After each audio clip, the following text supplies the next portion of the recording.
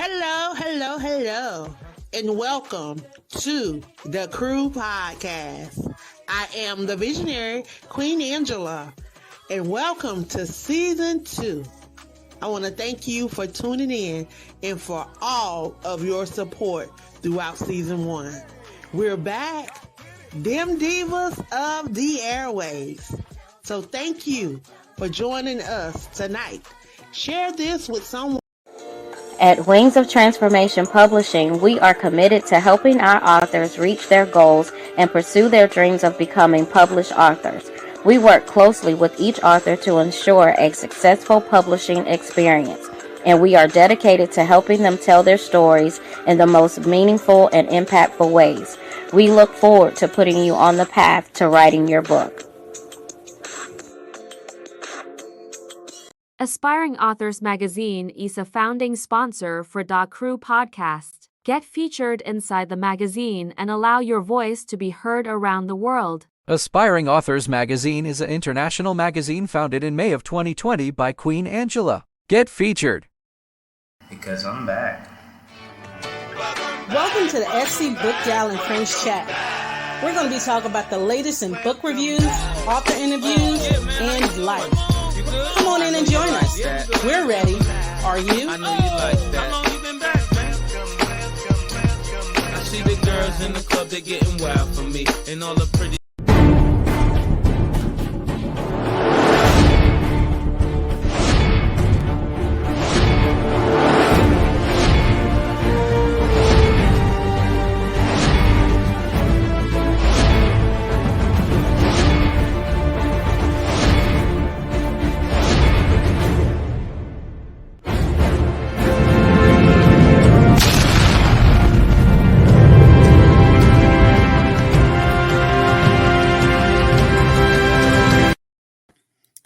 Hey everyone, it's another Saturday night, and I am here with you. My name is Patrice Grimball, and I am SC Book Gal 843.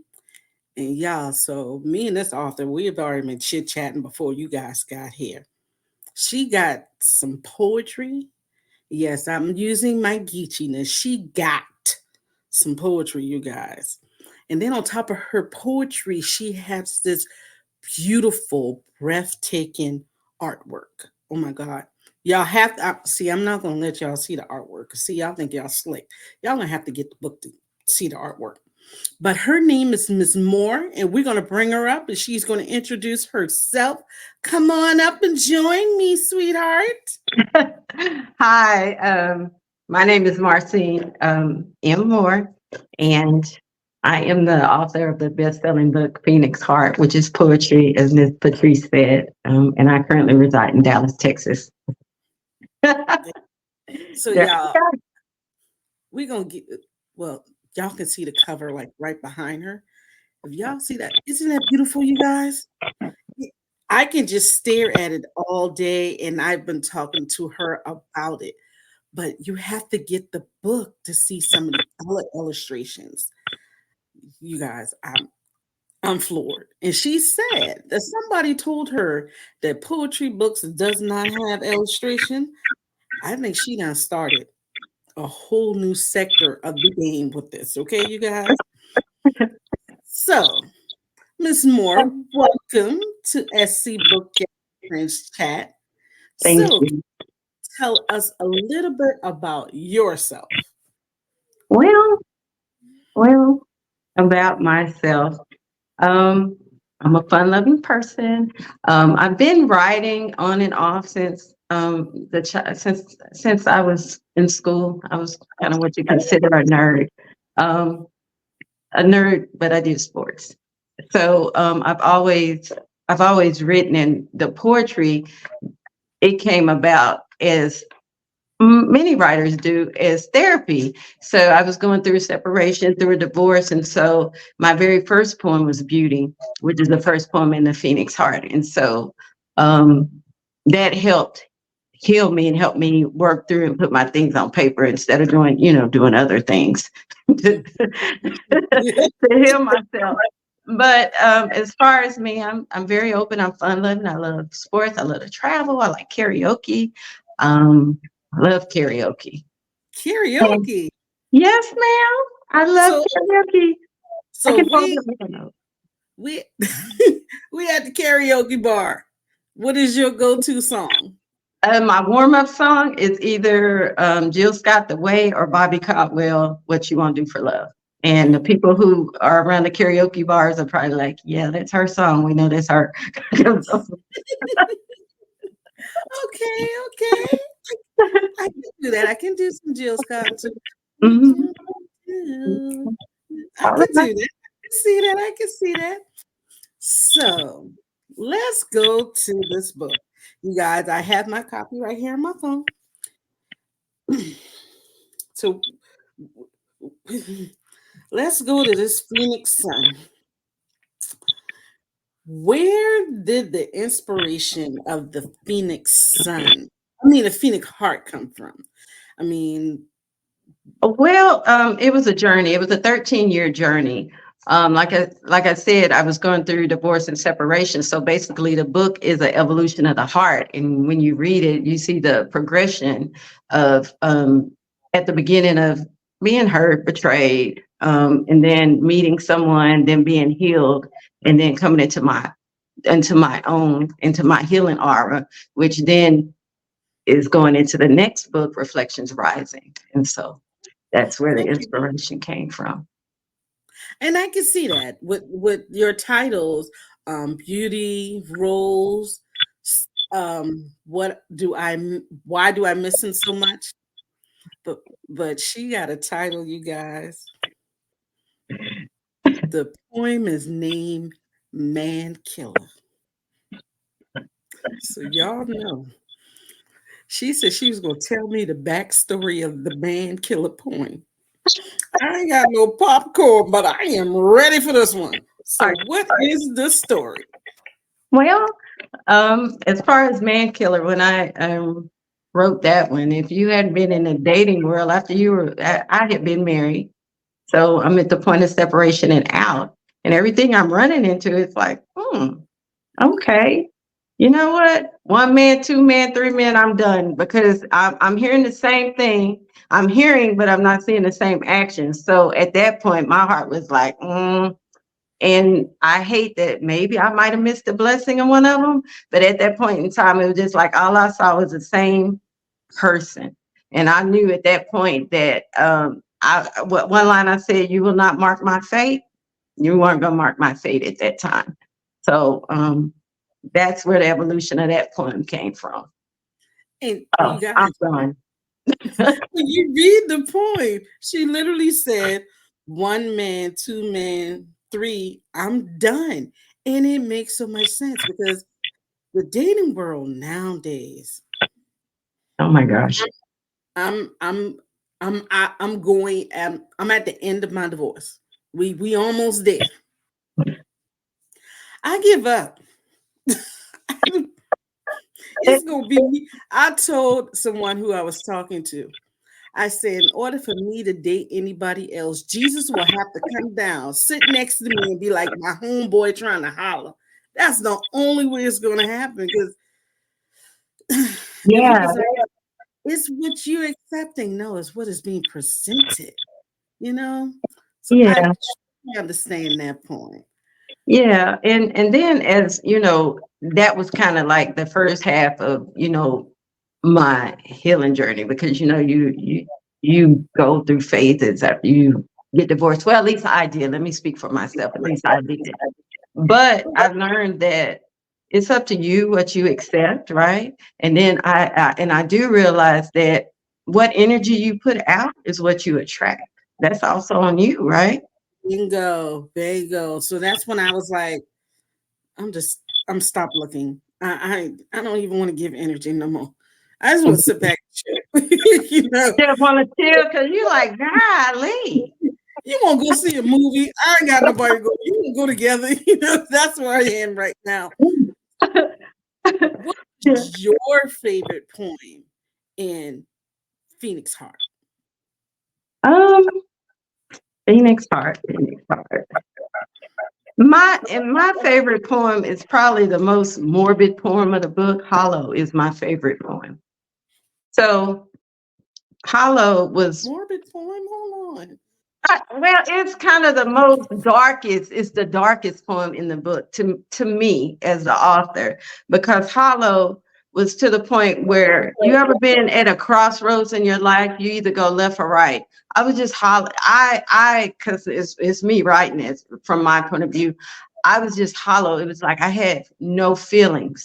So something, I needed something to let me know I was alive, because at that point it was just like that was the bottom, like we're talking about the dating world and, friends betraying you, maybe trouble going on in your life. And I was just hollow. And that was the turning point where which way am I going to go, left or right? But I ended up on my knees and I made it through that point in my life, right? But that to me, that's my favorite poem. Yes. At all of them. What would you want somebody to take from this work? From this one? From Hollow? That'd be great. Yeah. I want them to take that, that if you are hollow or have a feeling where you don't know where to turn or what to do, you will make it out of that situation. You just have to learn how to click it away, learn your lesson from what you were supposed to learn from whatever situation you were in that made you feel that way. That's what I want somebody to get out of that point. Because, sometimes people can be so distraught or in any type of turmoil or situation, and they think they cannot make it out of it. But I'm here to say you can. You will, no matter what it is, because what you may feel at 20 years old is not going to matter to you by the time you hit my age. You're going to think, you think that was a problem? Oh, that's nothing now at my age, right? So get that out of that poem.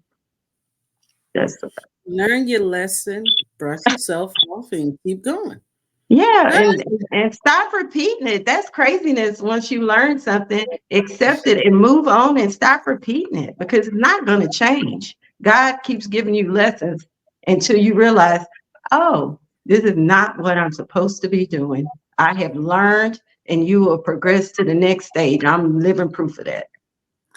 Yep, now that was for me. I had to, yes. Yeah. That was my nugget. Thank you. I accept it. You accept. I'm gonna jump off the hamster wheel. Because I truly understand that part. So once you complete it, you publish, you have this book in your hand. What was your initial feeling? Like I had a baby. Oh, a lot of authors say that. It is like having a baby, because when you start, it's tiny and small, and then it keeps growing and growing, and then toward the end, when you're at your push, the line to push it out, it's like having a baby, because then you have all these thoughts, and you're like, oh my God, how are people going to receive this? Is it going to be right? I thought you have all this. So it's like having a baby, because, when you have a physical baby, like, oh God, I hope it's healthy. I hope people accept it. I'm a little baby, but is anybody else going to love it? That's how I felt about my book. I birthed the book. Well, I'm in the middle of birthing now. I'm in 8 months now. Well, somebody wants you to know that they are watching your birthing process. Miss Monique Blake. He said, yes, that's my aunt. Hi, New York, New Jersey. Hi, Auntie. Yes, yeah, they watched a lot. So we went from Phoenix Sun. Why am I keep on thinking? Because you see the fire, you see the red and the orange. Yeah. It's the heart. It's the heart, though. The Phoenix heart. And now you said you're 8 months pregnant, you're about to give birth. Yes, I am. We're going to take a little break, and we're going to talk about that new baby you're about to have. So you guys, we're going to take a little break. We'll come back, and we're going to talk about baby number 2. Baby number 2, poems in it too. Okay, you guys? So, hold on, and we'll be back.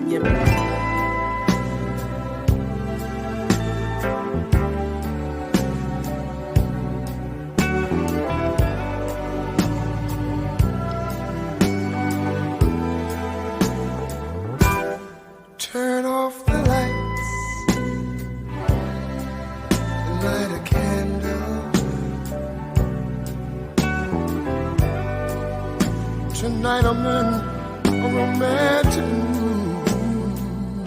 Yeah. Let's take a shower together. I'll wash your body, you wash mine. Yeah. Rub me down in some hot oil, baby. Yeah. And I'll do the same thing you. Just turn off the lights. Come to me. Girl, I wanna give you a special treat. You're so sweet. Turn off the lights. Y'all know that's my song, so I'm back here dancing. I was too. Okay. We are back with Miss Moore, and we went from the Phoenix, and now we're going to the reflections. So you have your new book. Can you tell us about when it's going to be out? If me and my editor talk today, it should be released the weekend of March 15th. Start running advertisements, and I will have an exact date by the end of next week, but that's the target date is March 15th, that weekend. Well, please make sure you send us an advertisement because I'll be happy to have it on all my social media. Thank I will you. be an honor. So Reflections Rising. Yes. What is this one about? Actually, Reflections Rising is more examining self-reflections journey. It has poetry in there that touches on different topics that are not explored typically. I have a couple of poems that some people may raise their eyebrows about, but the point of the poetry is for you to self-reflect. So. And you did. You guys. And I got a kicker in that one too. So you said with the pictures, I also have a part that after all of the poetry is called self-reflections. And so that part is kind of like a journal where it has different questions where you can analyze the poem and write what you want. So it's a little different, but So you're gonna let me, the reader, read the poem. You're gonna ask me a question, and then I get to analyze the poem. At the end of the book, it's a separate part. It's a separate part where you can keep your thoughts. Yes, keep your thoughts. Is wonderful. Yes, I love that. Thank you. So we'll talk about my favorite one in a minute. Your favorite. Which one is your favorite in Reflection Rising? My favorite, I got two. I like Bonded and Devil's Reflection. The Devil's Reflection. Okay. So why do you choose those two? Well, Bonded is it's about it's love. It's just like it's so melodic to me. It's so melodic because it's about when you find true love, whether it's from a kid or any type of relationship, platonic or a lover's relationship, and you're bonded to each other. And so your heart is my heart. We're each other's melody. We are one. We are them. So that's why I like that one. And then Devil's Reflection is one that when I wrote that, when it was in reference, I was talking to my childhood best friend. Hey, Brenda Smith Hickman. Now we were talking, and it was a case that we were dealing with. She's a nurse, but anyhow, that's HIPAA. But it made me think, man, I wanted to write a poem about that, and it was the Devil's Reflection. And so it's about Devil's Reflection can be dealing with a devil, whatever it may be in your life, whatever vice. It could be drugs, it could be money, it could be a man, a woman.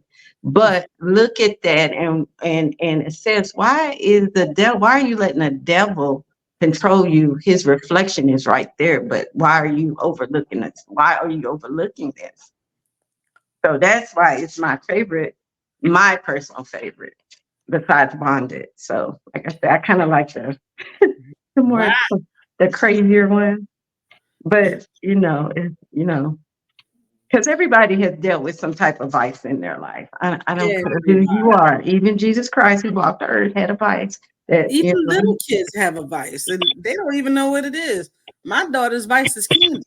Right, right, right. But it the poem is for you to reflect on that, right?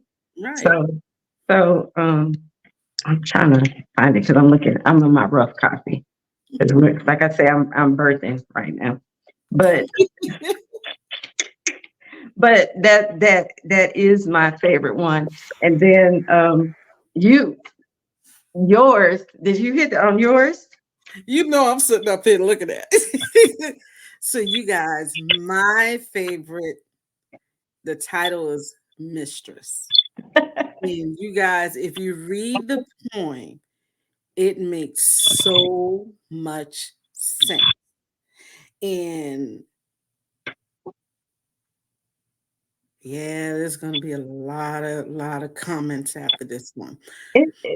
But that's what it's supposed to do, is make you think. I mean, I'm just a poet putting it out there for you to self-reflect. Now, I don't know which side you're on. I don't know if you fall as a mistress or if you fall as what, I guess if you're a mistress, you're a wife. So you know, that's for you to reflect on that. And that's kind of one where I was like, oh man, but when the inspiration hit, I wrote it. So And the inspiration, it hit her. And you know what, you guys, you have to read this. And when you do read this, you're going to be like, you know what? It's total sense. Total sense, especially that one line at the end. It says, she is the secret he keeps, the one who will undo him in the end. His secret, his lover, his friends. mm-hmm. So a lot of people, so y'all, I have a new guilty pleasure, and it's called Caught in the Act with Tammy Roman. Oh, Guys, it is hilarious. But the crazy thing about it is the mate or the husband or the wife is always going after the side. right. Why? You know what? To me, she didn't. I don't care if it's a popular opinion, unpopular, because I have been a wife, and I've been through that. But the thing is he didn't walk. She didn't walk down the aisle with you and put a ring on your finger. She didn't do the commitment in front of God. He did.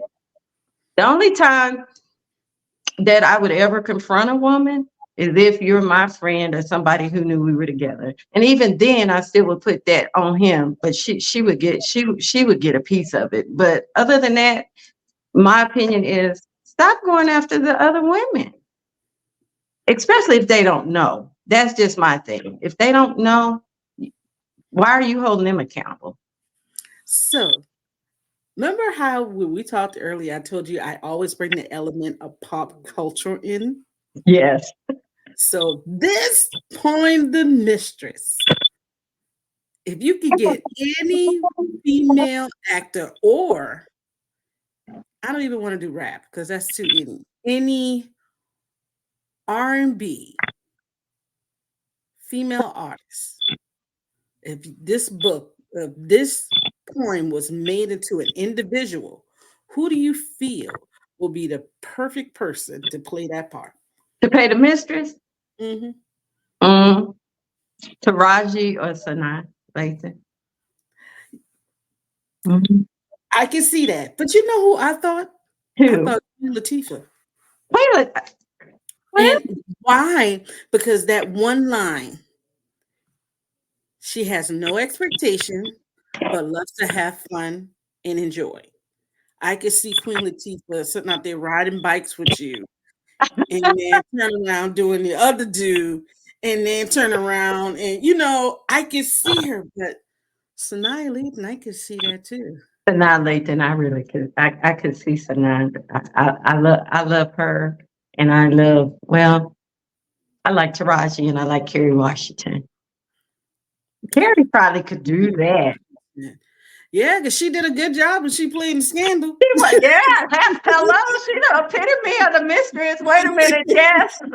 Yeah, mark Carey down. She did it. I mean, She we did all that. Thursday night trying to figure out where she was going next with this. But she did that. Yeah, she did. Yeah, Carrie. Mm-hmm. You have another poem that actually that came out to me, and I'm trying to find it right now. Love Me Out Loud. Oh, yeah. I can actually hear that as a song. Wow. Yeah. Well, that's beautiful. My people who make music, I can be your ghostwriter. No. I read that one and I was like, I could see this being a song, something that a scene in a movie where they're finally coming into that love with each other. And you know how they played a little song in the back. I can actually hear that in the background. Love Me Out Loud. Yes. Yeah, that's a. I could see where that could be melodic. Yeah, that was another deep one. That Yes. from Very deep. Yeah, and it's crazy how I get the inspiration because I walk around and I put everything on my cell phone. I'm very handsy. I'm sorry, and I put everything on my cell phone. And this goes back to the dating scene. Here we go again. Woo, back to the dating scene. And I talk with my girlfriends. We have like these deep conversations, and then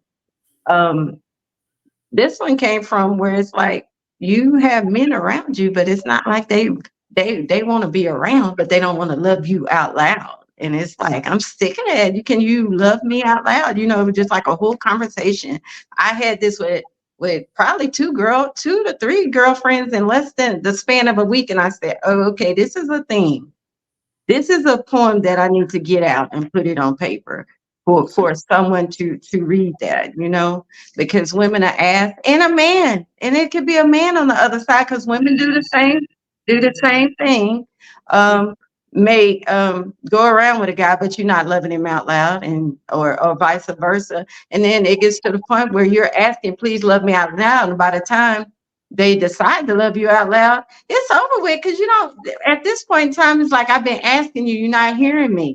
You might be you're not hearing, you might be listening, but you're not hearing and comprehending. And by the time that they get that point, usually the other person is done because you've been there just holding on, right? You're holding on and waiting for someone to love you out loud. Bingo. So we are getting close to the end of the night, but I'm going to ask you a hard question. Yes. I know parents are not supposed to pick favorites. Oh my God. Yep, going to ask you.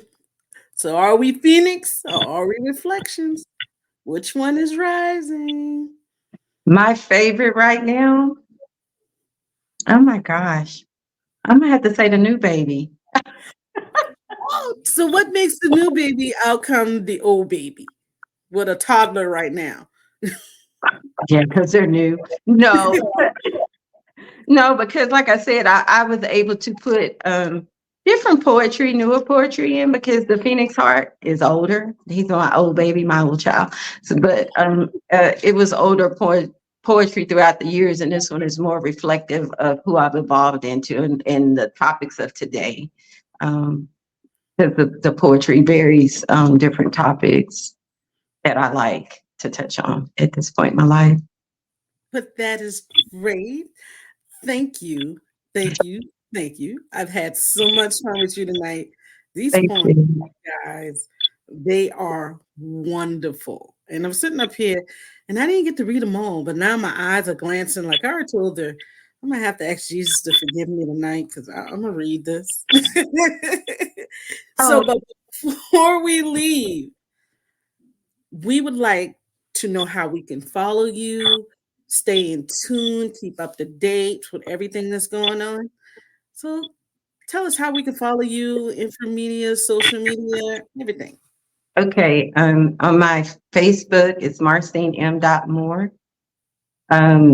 TikTok is marcinem.moore. Instagram is the real Ms. MZ Moore on Instagram. And I have what am I missing? And I'm on LinkedIn as Marcine M. Moore. Now, mind you, that's my professional one, but I'm on there. On LinkedIn, I do have a website that will be coming and it's in progress. But yes, you can follow me there. I appreciate it. And the book, can I plug my book? It's still best selling on Barnes and Nobles. If you go to Barnes and Nobles, look, I have it in hard copy now, which is beautiful. The hard copy version is beautiful, and still the paperback. And Reflections Rising will also be in paperback and hardcover. And I'd like to tell everybody thank you who's been supporting me, because without you, my book still would not be selling. So thank you. Thank you to my Mr. Ruth, my graphic artist. He is the coldest graphic artist in Dallas, Texas, Graphic Media, and to my editor, Joy Apple. Well, we're going to make sure that we have all that information. Yeah. I'm going to email you tomorrow afternoon. Yeah. I'm going to get a lot of information. We're going to share it out. But thank you. You guys, y'all want to get this. Just the graphics first. And then the poems. Then we're going to put the graphics and the poems together. I told her this is what we call at the library, the coffee table book, which means it's beautiful. And once you open it up, it's even better. So, thank you. Thank you. Again, thank you for being with us tonight. You guys, it's another Saturday night. We got it in the books. We had Ms. Moore. We're going to share everything out. Guess what? You missed part of the show? That's fine. Go to YouTube, rewind, and hear it all over again. Okay, you guys. I will see you back next Saturday night with another author. And then I got another surprise coming up. I got something that's cooking for our little people, because we got to get them back into reading. In the state of South Carolina, there are so many kids that cannot read on a 3rd grade level. It's sad. And a lot of them are kids of the Black and brown community. But you know what? We're going to change that. If you see me on Facebook, you have seen me talk about the whole month of August being about children's literature. If not, inbox me. We're going to dedicate the entire month of August to our little people. They're getting ready to go back to school. We're going to help them go back prepared, okay? So pay attention to my Facebook pages, because I'm going to have information about Mrs. Moore's book, information about the kiddos in the reading, and everything else we got going on, okay? But thank you again, Ms. Moore. Another Saturday night in the books. Good night, everyone. Bye. Bye. Good night. Good night. Thank you for joining us tonight. We hope you found a new book to read or a new author to explore. Join us again in 2 weeks for SC Book Gals and Friends Chat. Have a good evening. Bye.